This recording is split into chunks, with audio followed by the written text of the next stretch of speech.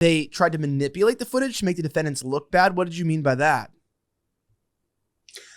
I don't think it's that they're manipulating the footage. I just think that if I were to show you a video of a car crash and took 10 seconds where it looks like someone is intentionally driving their car in, but then you zoom out and you take the 45 seconds before where the car is being pushed into the other car by another car, I mean, you, of course, will get a different perception of what's going on. So one of the things that happened was this video of a huge mob of people, and the government will take graphics and sort of point out who's where and who's doing what. And one of the defense attorneys used the exact same video with the highlightings and was like, okay, but if you look in this corner, this man is clear, this Proud Boy or man who is not a police is clearly bleeding. These men are trying to get to him to help him. These are the police not helping him. I mean, I just don't know that anyone can say that was anything but a complicated day. And to that end, there were 100,000 things going on, and there's no way the government could explain them all away. So it's going to pick certain moments that it thinks proves this idea of seditious conspiracy. Right. And I bring up the question, though, of if the Proud Boys were not the ones that were in control, if they were not the ones that actually, organized this or brought this together. I know you brought up some evidence. I want to read an excerpt from your article that you said multiple government informants who had been working with the Federal Bureau of Investigation well before January 6th were present and marched with the Proud Boys that day. His opening presentation included a screenshot of a text from one informant to his federal contact as the crowd was growing. The unnamed man wrote that the impending riot had not been planned or organized by the Proud Boys, but was instead a result of herd mentality. Something like this does seem to go more in the direction of herd mentality. Why is that not a defensible position? That it's just like, clearly there was no plan, and by the looks of the people involved, the sheer, I would say widespread variety of people that were there that day shows that it was, I don't know if you've ever been in a riot. Maybe you have, you haven't, but people just kind of pick up the energy and they go in the direction. Somebody throws a brick. There's even a meme of that with a guy poking a guy with a stick saying, hey, throw a brick, like sometimes the energy just gets contagious and people start pushing towards anarchy.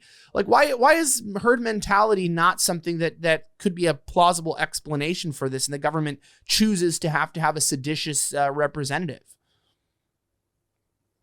I mean, I can't speak to the government's motivations. I think more than anything, it was it felt shocking to a lot of people, right? To see people go into the Capitol, to see people around, to see people arguing with police on the steps of this building that we put so much symbolic importance into. I think there is that desire to have someone who is responsible for disrupting this idea of, everything's harmony and peaceful in DC all the time. I think herd mentality plays a lot into any large gathering, right? If you saw the stampede at Travis Scott's concert at the end of last year, if you've heard about any kind of crush scenario, getting a large group of people who are high energy and amped up is dangerous, right? But all I know for sure is that the Proud Boys wanted people to come to DC and be in DC when the Stop the Steal rally was going on. I did not see it on opening statements during government's presentation or by any omission on the defense's side that there were plans to specifically, harass members of Congress or to do anything else. I think that the government can't just let this go. And I understand why. Obviously, it's a serious situation. There was obvious violence, things like that. But I don't know that it is what a lot of people believe it is. I don't know that the term insurrection applies here. I don't know that this is anything more than a riot because it hasn't been proven to me by the government or by the defense, right? Everything just seems like these guys who have a men's organization came to DC. And after that, there's no definitive proof that this was something that was planned. I mentioned this in the article at one point, but the government repeated this phrase over and over again, by any force necessary, by any means necessary, these men plan to disrupt the certification of the electoral vote. And yet no one came with guns, no one came with knives, no one came with weapons, no one came with plan, no one knew where to meet in the morning. I am trying to be as open-minded as possible. I think it's important to go into that whenever you're writing about something. But again, we never got a screenshot of a text saying, here is what we're doing from any Proud Boys. And in fact, the defense attorneys, by my last count, mentioned at least 3 different FBI informants who marched on January 6th, meaning the FBI was aware that this group of men that's potentially so dangerous was coming to DC. And there at least 3 FBI informants are going to testify. So at some point, unless someone is going to tell us why the FBI did not inform local law enforcement to have more staffing there, or they're going to admit that they didn't think this was that big a deal, like something just seems off to me. Well, then do we have any idea of how many federal informants were actually involved in January 6th? And if we do or don't, then what have you seen that would suggest federal informants provoked the so-called insurrection? I haven't seen a specific number of federal informants, and I'd be really curious to see if, especially at the end of this trial, if we have a clear number. There are a group of people who were federal informants who were in the Proud Boys who were involved before January 6th. I don't know how long some of these people who are going to be called to testify have been with the Proud Boys and reporting to the FBI. But then there are another group of men who were deeply involved in the organization who have taken plea deals and will be cooperating state witnesses. So there's a guy named Johnny Blackbeard, and I mentioned this in the article. I didn't name him specifically, but at one point during the federal government's opening statements, they play an audio, like a voice memo that someone might record on their phone, of Johnny Blackbeard saying, yo, we got to storm the Capitol, or whatever men say to each other.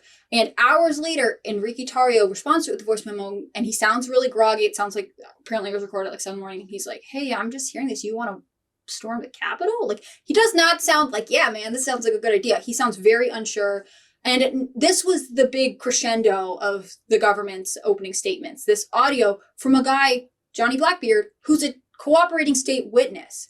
So I don't really know what the game plan is here to say, like, well, we gave a deal to the only guy who specifically said beforehand, maybe we should do this, and didn't appear to convince any of his comrades, or if Johnny Blackbeard actually was a federal informant the whole time, because there was again, it's so hard to write this article because there are so many details. I mentioned that it's like walking into like the 8th act of a play that's very complicated, but Johnny Blackbeard, in some of the legal documents before this, they wouldn't even name him. They wouldn't disclose his name at all. At one point in the pre-trial motions, someone tries to say his name, and Judge Kelly like immediately was like, everyone get on. They have these phones that they talk into, so you can't hear what's going on. I don't know what differentiates a federal informant before January 6th and after January 6th at this point, if you know what I'm saying. Like, there are a lot of people now cooperating with the government. I want to give a shout out from one of our sponsors for today. It's a new sponsor, and they want to help you if you've been noticing that it's harder to build muscle as you get older, and if you're starting to feel the effects of low T. Now, if you answered yes to any of these questions, you need to hear what I'm about to say. V-Shred and Sculpt Nation, 2 of the biggest fitness brands in the industry, have been helping guys in their 30s, 40s, and 60s get their vitality and energy back with potent blend of nutrients inside Test Boost Max. Now, Test Boost Max is designed to optimize male hormones and support more muscle gains, faster fat loss, a better mood, and optimal recovery. A lot of their customers say that they have lots of energy and better focus than after taking Test Boost Max. That's because it contains plant-based nutrients and other naturally found ingredients that are designed to support an increase in T levels, including cordyceps mushroom, the mushroom that has been shown in animal studies to significantly increase testosterone levels. Ashwagandha root, known for suppressing the stress hormone cortisol, one of the biggest testosterone killers. Tribulus terrestris, which has also been studied for its effects on the strength gains and also suppressing cortisol. It's become a game changer for guys who want to build muscle, burn fat, and recover faster. You're going to feel stronger, feel more focused, have more energy and vitality, and maybe even feel like your younger self again. Now, the company behind the Test Boost Max doesn't just want you to get to know the good results with this. They want you to have great results. That's why for a limited time right now, when you claim your bottle of Test Boost Max at a special discount, they're also going to send you a bottle of their new fat-burning formula, Burn 2.0, for free. That's right, you get a full-size bottle of their powerful fat burner, a $67 value, along with Test Boost Max. And so that you make the most out of these supplements, you'll also get a copy of their best-selling Ripped in 90 days workout program absolutely free. I don't know why you wouldn't do and go with this deal. They're one of the top fitness programs for men designed to trigger muscle growth and build strength, and retails for $67. But when you decide to try Test Boost Max today, you'll get instant access at no cost, plus your bundle includes a free V-Shred Shaker Cup. So to claim this exclusive offer for my listeners, go to vshred.com/Elijah. That's vshred.com/Elijah. You'll receive an extra 10% off the already discounted price. There's zero risk to try it because you're also protected by the company's lifetime guarantee. Like I like to say in this show, you get your money back or lifetime guarantee. I don't like to give you products that don't have that. If for some reason it doesn't work for you, you can get your money back. So head over to vshred.com/Elijah to claim this special deal now.